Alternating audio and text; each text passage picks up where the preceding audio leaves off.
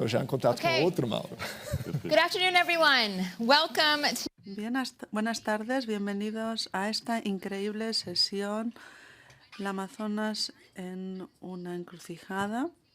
Soy Jennifer Morris, responsable de Nature Conservancy, y estoy aquí para hablar de uno de los temas más importantes de este planeta, no solo para los que viven en el Amazonas o en torno al Amazonas, sino para todos nosotros. La región del Amazonas es una fuente de bien y le estamos perdiendo a una velocidad enorme.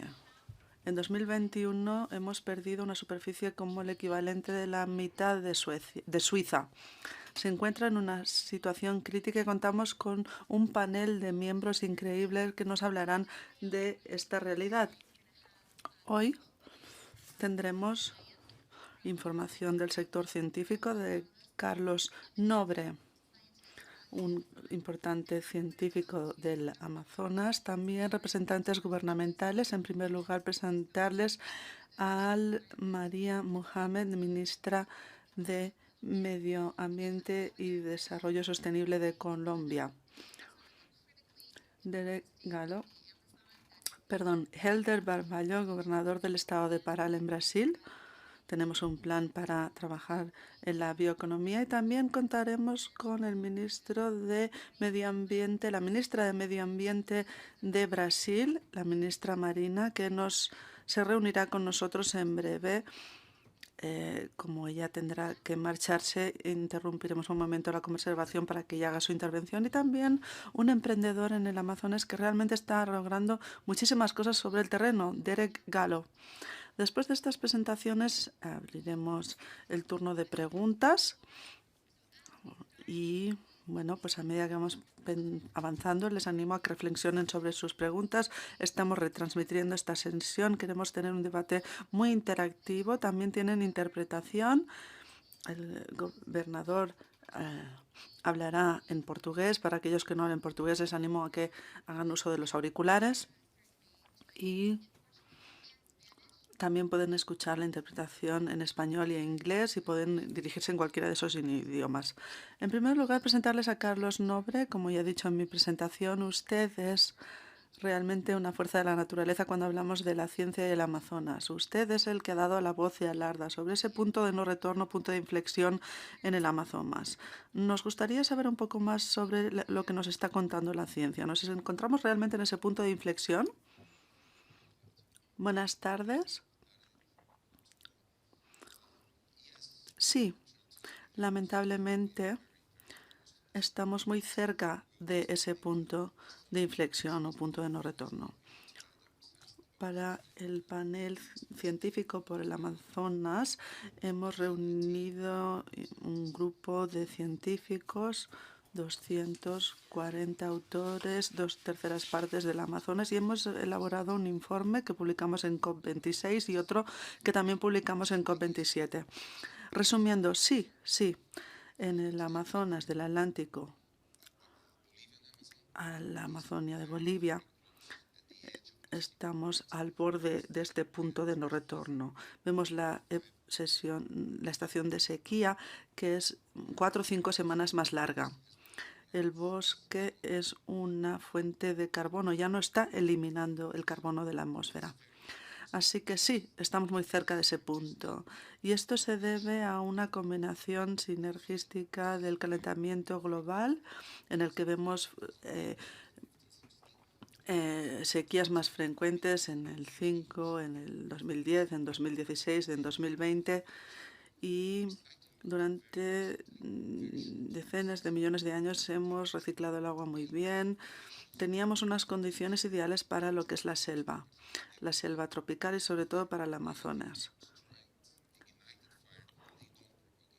Antes, si había un incendio por causas naturales, este no avanzaba porque el suelo estaba muy húmedo, pero debido al comportamiento desde los años 70 con el nuevo modelo para el Amazonas, la tala de los árboles, la sustitución de distintas especies. Ahora nos encontramos en una situación muy cerca de ese punto y una recomendación clave del panel científico por la Amazonia, y que es un gran desafío, y estoy seguro que la ministra y el gobernador también abordarán, es cómo logramos una desforestación cero y una degradación cero. Y debemos hacerlo inmediatamente para salvar el Amazonas. He visto que la ministra Marina Silva acaba de llegar. Bienvenida. Muchísimas gracias por estar hoy aquí. Carlos, otra pregunta. Con el nuevo gobierno, con el presidente Lula y bajo el liderazgo de la ministra, ella decía que ahora tenemos un gobierno a favor del medio ambiente. ¿Cuál debería ser una de las primeras acciones o medidas que adopte el gobierno para impedir llegar a ese punto de inflexión, de no retorno? Bueno, todos los países del Amazonas, todos sus estados, deben actuar rápidamente para lograr esa cero desforestación y degradación. En los últimos años, la zona degradada se ha duplicado. Y este es un gran desafío, un gran reto, y estoy seguro de que los gobiernos de muchos países amazónicos, contamos aquí con Brasil, con Colombia, estoy seguro de que estos países serán muy eficaces. La ciencia sabe cómo hacerlo. Cuando Marina Silva era ministra de Medio Ambiente en 2003-2008, ese era el momento en el que invertimos ese modelo para el Amazonas, un 83% de reducción de la desforestación de 2000 a 2012. Sabemos cómo hacerlo. Los gobiernos tienen la responsabilidad de hacerlo, sobre todo porque en Brasil, en el Amazonas, un 95% de la desforestación es ilegal y, por lo tanto, debemos combatir esa ilegalidad. Ministra Silva, bienvenida. Es un placer contar con usted hoy aquí. Usted es la ministra de Medio Ambiente y Cambio Climático y también es del estado de Amazonas de Acre. Y usted ha dedicado toda su carrera profesional a salvar el Amazonas y conservarlo no solo para las personas allí, sino para las personas de todo el mundo. ¿Podría compartir usted cuáles van a ser sus primeras prioridades?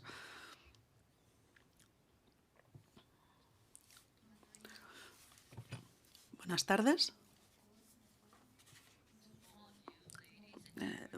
Gracias a todos ustedes por haberme cedido el uso de la palabra, aunque sea breve, porque tengo que tomar un vuelo en breve. Contamos con un panel de grandes expertos, con el ministro de Colombia, el gobernador del estado de Pará y el científico Carlos Nobre. Brasil ha tenido una buena experiencia a la hora de controlar la desforestación. Empezó en 2003, como mencionó Carlos Nobre, bajo el liderazgo del presidente Lula. Yo era la ministra de Medio Ambiente y hemos logrado resultados que muchos sabrán. Pero como decían, hemos reducido la desforestación en un 83% en unos 10 años y hemos impedido que se emitan 5.000 millones de toneladas a la atmósfera. Este ha sido una de las mayores reducciones de CO2 que se han logrado. Fuimos uno de los primeros países que fijó metas en cuanto a las emisiones de CO2 y era difícil porque teníamos que eliminar muchas estructuras y empezar de cero. Y para hacerlo, para tener este sistema de que impide la desforestación. Ahora, con la administración anterior, se han desmantelado agencias y distintos instrumentos que teníamos. Se han recortado presupuestos, han eliminado equipos científicos y técnicos y se ha trabajado en contra de la agenda ambiental y sobre todo para el respeto de los pueblos indígenas. Pero bueno, tenemos que hacer frente a ello. Ya hemos tomado las primeras medidas bajo la administración del presidente Lula para controlar la desforestación. Hemos revocado una medida que permitía la minería ilegal. Hemos rellenado ciertas partes. Estamos trabajando con un grupo interministerial de 17 ministerios, el Ministerio de Justicia, de Medio Ambiente, de Defensa, del Suelo, del Desarrollo Territorial. Entendemos que la protección del Amazonas es nuestro deber y queremos sentar un ejemplo. Pero para lograr esa protección es necesaria una sólida colaboración con otros países colindantes, Colombia, Bolivia, Ecuador, Venezuela, todos los países del Amazonas, y deseamos proteger el Amazonas con grandes iniciativas. El presidente Lula en breve visitará los presidentes de los distintos países del Amazonas y queremos desarrollar una estrategia común. Queremos invertir en dos ejes, dos vías: combatir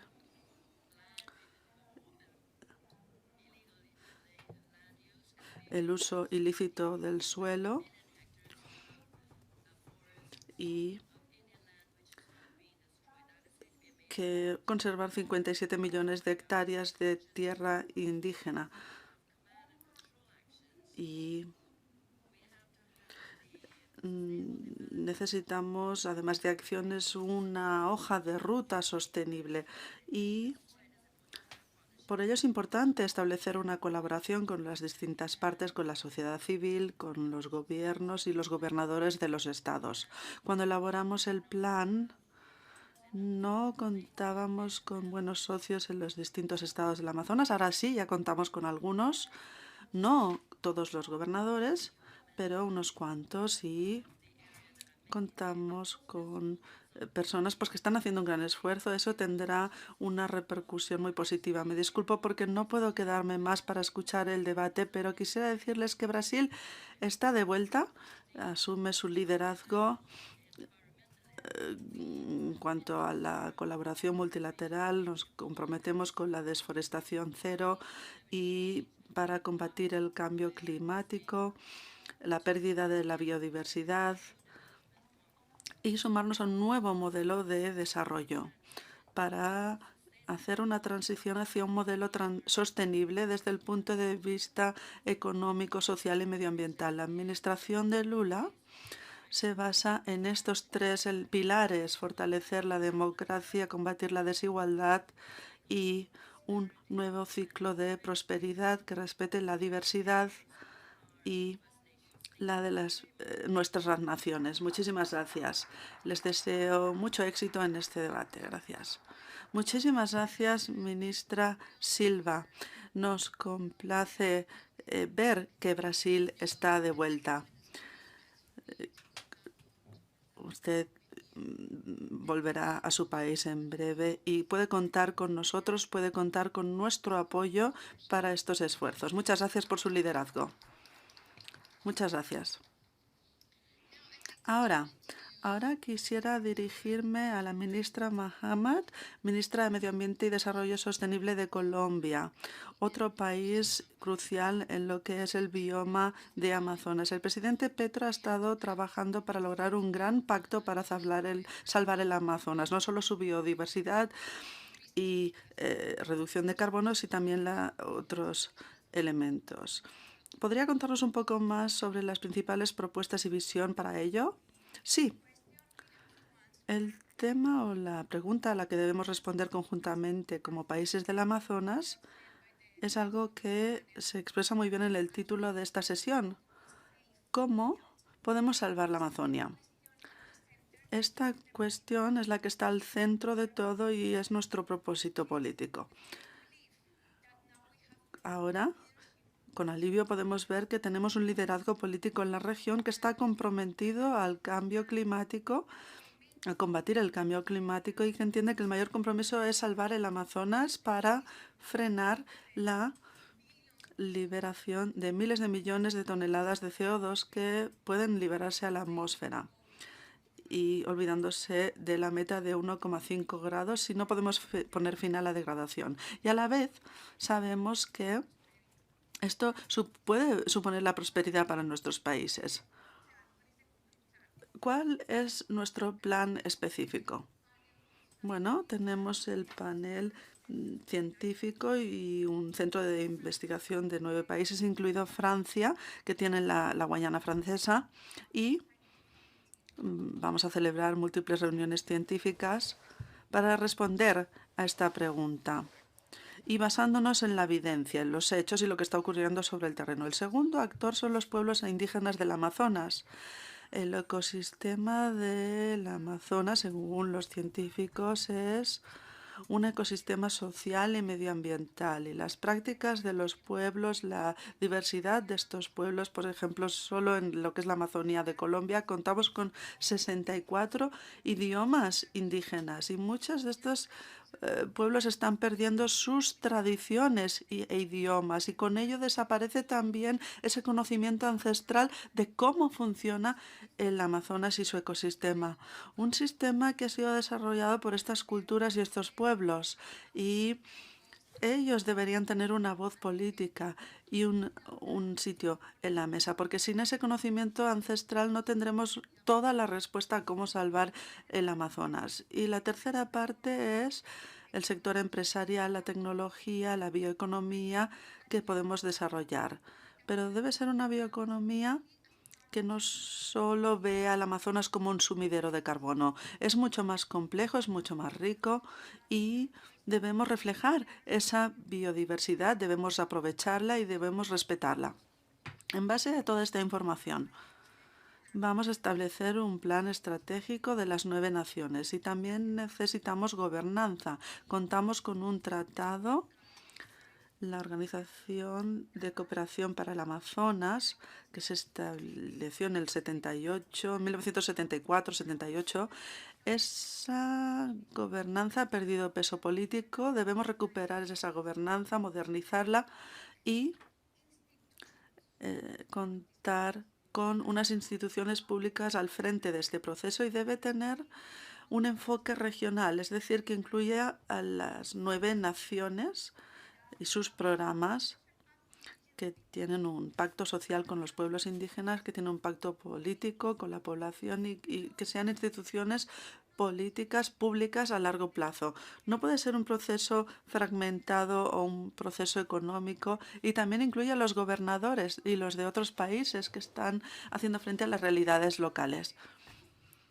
Estas instituciones tienen múltiples tareas. Carlos me comentaba una iniciativa del Instituto Tecnológico del Amazonas para la bioeconomía. También hay un sistema de seguimiento de los parámetros medioambientales, una investigación continua, también el parámetro de la bioeconomía y también una política medioambiental segura.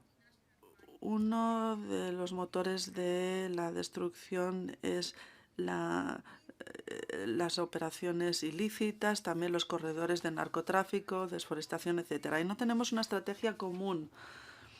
Por ejemplo, minería,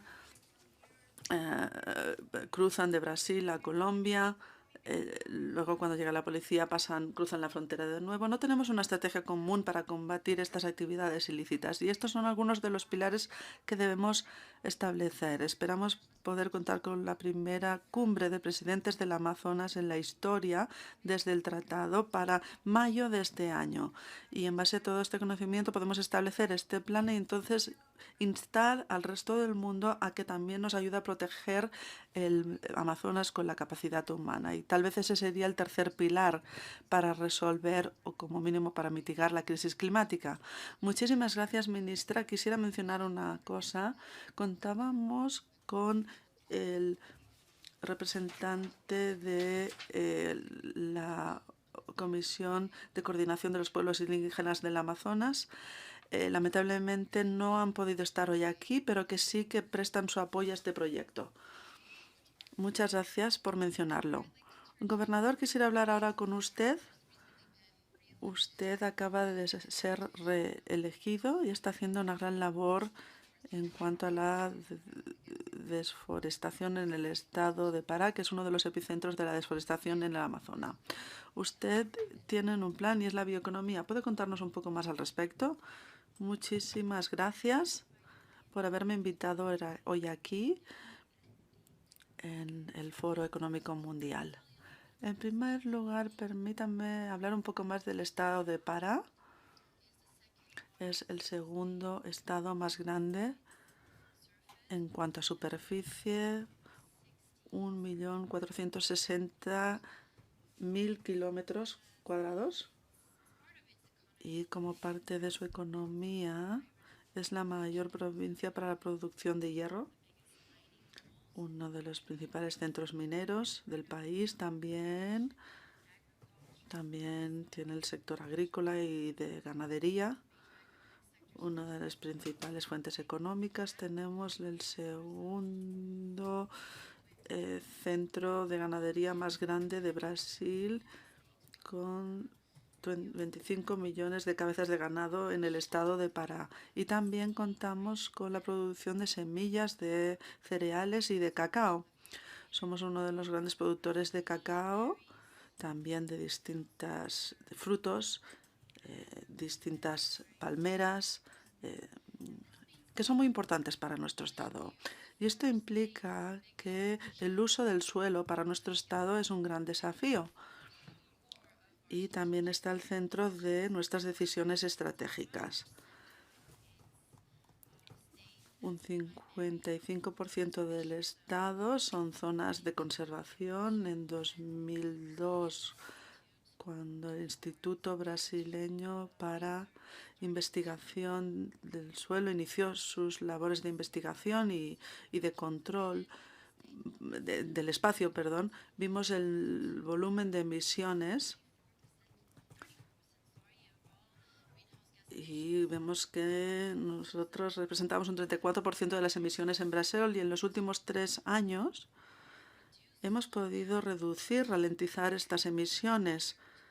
Quisiera destacar 2021 en comparación con 2020. Hemos tenido un descenso de un 21%, es decir, hemos conservado 1.000 kilómetros cuadrados y una reducción de 600.000 toneladas de CO2 como resultado de todas las acciones y medidas de control y seguimiento y monitoreo. También somos conscientes de que, y coincido con lo que ya ha dicho la ministra Marina, Brasil y las otras naciones deben aunar esfuerzos para combatir los delitos medioambientales ilegales. Sin la colaboración del Estado y el control o medidas controladas, no podremos frenar la desforestación, y somos conscientes de que la única manera de controlarlo y de hacerlo es hacer un seguimiento y controlar estas actividades. Si no, no lo lograremos. Debemos entender de que debe producirse un cambio en cuanto al uso del suelo, un cambio de cultura. Y también recordarles que la Amazonia de Brasil tiene 29,6 millones de habitantes, 9 solo en el estado de Pará. Es una población muy considerable. En 2019 hemos establecido un marco jurídico que tiene una serie de políticas específicas sobre el cambio climático. Esto ya ha sido aprobado en el Congreso. También tenemos un programa estatal para el Amazonas que realiza un diagnóstico sobre distintas posibilidades para el uso del suelo. Y también esto conllevó la creación hace un año de un plan estatal para la bioeconomía. Hemos fijado una meta, un plazo, 12 meses, que nos han permitido consolidar toda la información que hemos recabado del sector científico, de los pueblos indígenas, de la universidad, del sector privado, y hemos establecido un grupo, más de 40 actores, que van a poder elaborar o que han elaborado este plan estatal y que acabamos de lanzar en la última COP en Egipto en 2027. Este es el primer plan público para la bioeconomía. Es el único estado de Brasil que tiene una estrategia como tal para su bioeconomía y la idea es consolidar esta nueva vocación para los distintos estados. Para este plan, quisiéramos destacar que todo esto también es el resultado de todos los debates. Hemos mantenido un diálogo con las personas que tienen conocimientos tradicionales sobre la selva y muchos actores, directos o indirectos, que también han conseguido ayudarnos a trazar este programa, que cuenta con 3 pilares principales. El primero es investigación, innovación y desarrollo. El segundo se centra en el legado genético y cultural. Y el tercero, desarrollo sostenible y empresas.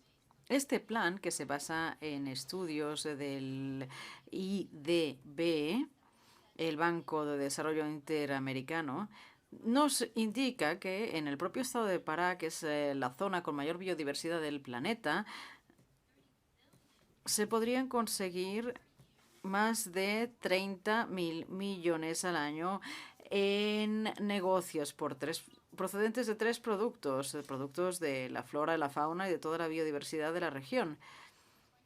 Y hasta 2040 es posible que podamos contabilizar un volumen de negocios que permita que el Estado empiece a modificar su orientación económica para asegurarnos de que el Estado de Pará busque alcanzar más la sostenibilidad y también aspectos sociales para que todo el modelo sea inclusivo. Así que, dicho esto, quisiera destacar algunos ámbitos que para nosotros resultan de gran importancia para poder consolidar todas estas actividades. En primer lugar, queremos crear un observatorio de la bioeconomía que permita evaluar los datos procedentes de las distintas cadenas de valor existente. Queremos crear startups para la bioeconomía, queremos mejorar la formación en la bioeconomía y obtener más información sobre nuestra propia zona geográfica. ¿Qué hay en la Amazonía? ¿Qué podemos hacer con lo que tenemos? Y quisiera mencionar el bioparque de la Amazonía. Tenemos la intención, a partir de las deliberaciones con el consorcio y con Carlos Nobre, la idea es crear un bioparque que aúne las tecnologías, los conocimientos, la información. Este bioparque estaría en el estado de Pará y sería un centro tecnológico, una especie de hub tecnológico con todo lo que eso significa en cuanto a las oportunidades que ofrece, las opciones de investigación, el refuerzo de nuestras prioridades y también nos ayudaría a seguir colaborando con los pueblos tradicionales para que además se pudieran haber una trazabilidad de los productos, ya sean proteína animal, proteína vegetal, que hubiera alguna especie de etiqueta, alguna manera de certificación que pudiera agregar un mayor valor a estos productos y hacerlos más atractivos. También se tiene la intención de ofrecer microcréditos para fomentar todas estas actividades. Hay el Banco del Estado de Pará, Mampará, que ha creado una línea de crédito de 400 millones, que son como unos 19 millones de dólares americanos.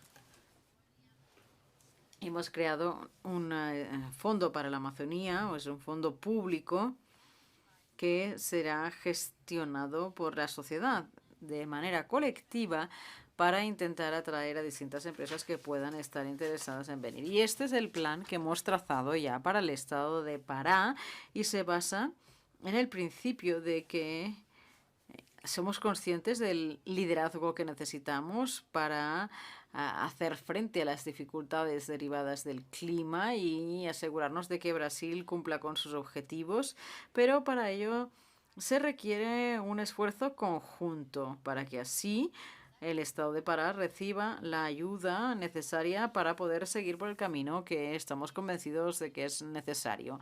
La bioeconomía y esa transformación económica, estoy convencido de que ayudará al Estado a conseguir un desarrollo sostenible y un desarrollo social en la región de la Amazonía. Para quienes no sean brasileños o no sepan la dimensión que tiene el estado de Pará, es del tamaño de Francia, Reino Unido y Alemania. Es más grande. Si fuera un país sería el número 21 en cuanto a dimensiones en el mundo entero. Así que el esfuerzo es titánico, pero para triunfar en la bioeconomía se necesitan empresarios y por eso, ya que nos estamos quedando sin tiempo, quisiera hablar con Derek Gallo, que tiene la experiencia de hacer negocios en la Amazonía y hacer negocios de la bioeconomía, precisamente. Quisiera empezar dando las gracias por participar por permitirme participar en esto. El cofundador de mi empresa también estaría muy contento de estar aquí. Primero hablaré de la visión. Trabajamos en la isla de Marajó. La isla de Marajó tiene el tamaño de Suiza. De hecho, sin los lagos de Suiza sería todavía mayor. Es como un trocito de Suiza. Y nuestra organización se dedica a la alimentación tecnológica y también a una vertiente social. Hemos incorporado distintas tecnologías verdes y sociales y también de finanzas y a veces parece que, bueno, puede ser que sea difícil para las empresas de capital riesgo, pero eso es lo que hacemos, es difícil de entender. Y estamos hablando de la nutrición regenerativa, de generar un impacto positivo para los consumidores de los productos, para la gente que vive en el río y para la propia selva amazónica. Y si podemos hacerlo todo de una tacada, esto puede ser importantísimo para el mundo entero, porque todos sabemos que estamos cerca de ese punto de no retorno, sabemos también cuáles son las dificultades de los pueblos indígenas de la Amazonía, la gente que vive en el río, pero tenemos luego 21 millones de personas que mueren de obesidad, de sobrepeso, de diabetes. Tenemos un 67% de ellos que tienen diabetes, así que, bueno, con una sola piedra matamos muchos pájaros. Y además los curamos. Así que trabajamos con la población local para generar ingresos y además hemos creado estos helados que son un superalimento, tienen muchas vitaminas, minerales, no tienen azúcares añadidos, tienen fibra y el alimento es como un servicio regenerativo para los que viven en el planeta. Así que, bueno, es un impacto que será positivo. Y así, si todo el mundo comiera este helado u otros productos que generan este impacto positivo, y bueno, los inversores preguntan, ¿y esto qué puede ser? ¿De qué sirve? Pues bueno, puede ser muy grande. Un par de experiencias, hay muchos desafíos, sin duda. Yo pensaba que podían salvar la Amazonía, pero bueno, la cosa es mucho más compleja y luego tuve que replantearme muchas cosas y volver a buscar oportunidades, pero tenemos tantas oportunidades con los distintos palmas y palmeras, luego tenemos los biopiensos, con el resto de los granos de las palmeras, podemos utilizarlos para otras cosas. Tenemos muchísimas oportunidades a partir de todos estos productos derivados de la selva, así que como conclusión decir que somos muy optimistas y creo que si aunamos esfuerzos podremos marcar la diferencia. Gracias. Muchísimas gracias, Derek. Destila entusiasmo, es todo lo que necesitamos para que haya más empresarios de éxito. Y con eso quisiera ofrecer la palabra a la sala para ver si alguien tiene alguna pregunta para nuestros apreciados miembros de la mesa. Un segundito para el micrófono. Muchísimas gracias, David Victor, de la institución del Ágape de San Diego. Quisiera hablar del papel de los créditos de carbono para proteger la selva tropical. La teoría es maravillosa, pero hay un desastre como resultado. Lo vimos en el Guardian ayer. ¿Estamos en un callejón sin salida o no? No es un callejón sin salida en absoluto. Yo soy miembro del junto de Arctrees y de la transacción de arquitectos y ahora acabamos, Guyana ha recibido el primer crédito, $20 por tonelada, todo el país, porque han reducido las tasas de deforestación y los servicios al ecosistema fueron pues 17 millones de dólares para Guyana. Así que sí, hay buenos sistemas de trazabilidad, existen, igual que en el estado de Pará. Se frenó la deforestación en un 21% el año pasado. Así que sí, se pueden adoptar pasos concretos para conseguir reducciones de emisiones y reducir la degradación de la selva y convertirlo en un valor económico. Y esos son los créditos de carbono, pero no es la única vía, desde luego, pero se va a convertir en algo importantísimo para poder conservar la selva y sobre todo para generar estos proyectos de restauración forestal tan grandes que exigen 20 millones de dólares como mínimo, y para eso serán muy útiles los créditos de carbono. Ministra, para mí, si todo esto no tiene una gobernanza clara y una normativa estricta, puede convertirse en una verdadera catástrofe, y eso es responsabilidad del Estado. Es imprescindible que definamos unas reglas del juego claras y que,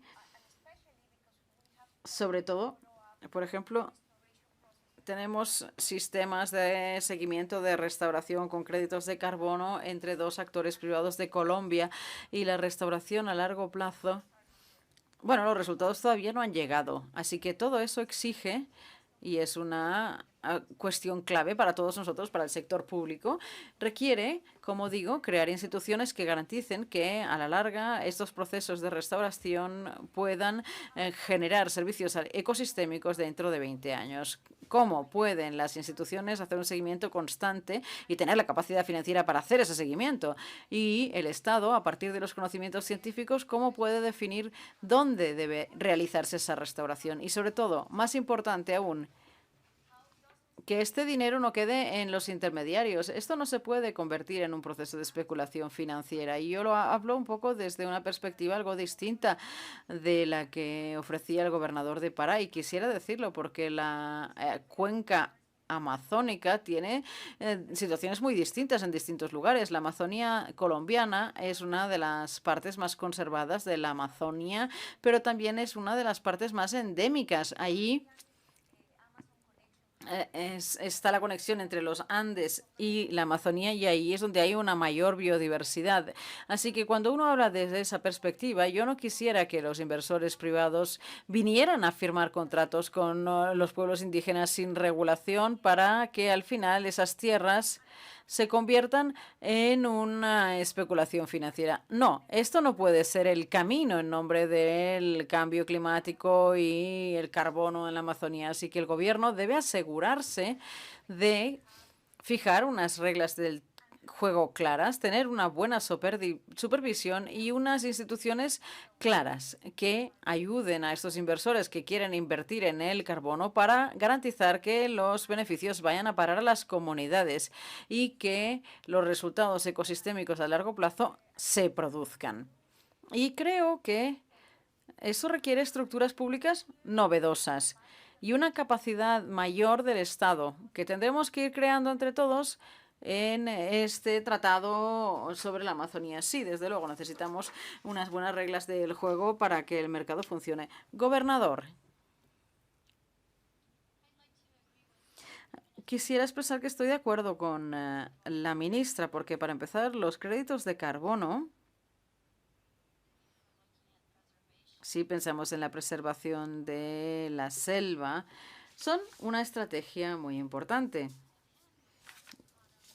y van de la mano de la bioeconomía y de la biodiversidad. Y yo defiendo la idea de que el almacenamiento de carbono y que la selva se conserve en pie tiene que convertirse ya en una commodity mundial en sí misma. Y por ello, un producto básico. Y para eso tenemos que regular el mercado para que haya unas reglas diáfanas sobre cómo se fijan los precios, sobre el carbono que se almacena, unas reglas claras para el sector privado y también para el sector público, para el país y para los estados y las regiones, los estados subnacionales. La realidad de Brasil está en pañales. Aún no se han establecido unas reglas muy claras sobre el mercado de los créditos de carbono. Estamos todavía en las primeras etapas.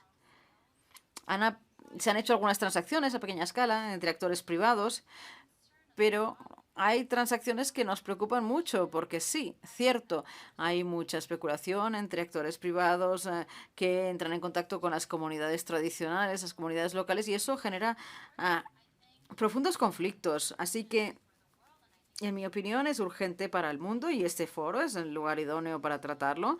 Es urgente que el mundo comprenda que, debido a la emergencia climática, es especialmente necesario que todas las grandes empresas y los grandes actores comprendan que a través de los ASG o por los intereses económicos en el rendimiento financiero, todas las empresas deben participar en este mercado institucional para fijar precios, regularlo, y los países deben crear definir unas reglas claras sobre los procesos de negociación, cómo se desarrollarán y quién se beneficiará de todas estas operaciones. Creo que este mercado es la única solución real. No es una solución romántica. Es la única solución real de aliarse con los productores locales, porque así la selva empieza a tener un valor que puede competir, en cierto modo, con otro tipo de producciones, de productos que a menudo hacen que el precio de la selva amazónica, mientras está en su lugar, quizás solo representa el 10% del valor que tendría esa zona si se explotara como zona agrícola. Así que, si esa es la situación, siempre tendremos que hacer un seguimiento, una vigilancia, tener a la policía allí. Así que si valoramos de verdad la selva amazónica, si creemos que es tan importante por su actividad como sumidero de carbono, si podemos convencer a la gente de las personas, podremos conseguir los compromisos de muchos. Pues bien, como han escuchado del gobernador, las oportunidades están ahí para conseguir trabajar con carbono. Son operaciones inteligentes. Tenemos que aprender de los errores del pasado, pero ofrece grandes oportunidades a las comunidades locales, y no podemos abandonar estas posibilidades por los errores del pasado. Queda tiempo para una última pregunta. Y yo vengo de Noruega. Estoy completamente de acuerdo con la respuesta y con lo que ha dicho la mesa, y tomo la palabra porque yo he facilitado las negociaciones sobre el artículo 6 que terminaron en Glasgow y luego se prolongaron en Sharm el-Sheikh. El artículo 6 es la parte del acuerdo de país que regula los mercados de carbono, y tienen que estar anclados en las jurisdicciones nacionales. Necesitan una gran integridad. Tenemos que redactar las reglas, así que necesitamos lealtad a los principios del artículo 6 más la jurisdicción nacional y esta vigilancia que ha mencionado la ministra Muhammad. Y si se tiene, es fantástico. Y en la coalición Leave hay muchos compromisos nacionales para LIF. Esto no va a ser un sustituto para descarbonizar la cadena de valor propia, así que es un añadido. Si ustedes se unen a la coalición LIF, haremos todo lo posible para descarbonizar la cadena de valor, y además haremos todo lo posible para contribuir también a los mercados de carbono. Es algo positivo, pero es verdad, hay muchos interrogantes porque ha habido muchas falsedades contra las que debemos luchar. Gracias, muchísimas gracias. Quisiera terminar dando las gracias a todos los miembros de la mesa por sus contribuciones, y gracias también a la ministra Silva, que ha tenido que irse antes. Gracias a todos por sus esfuerzos.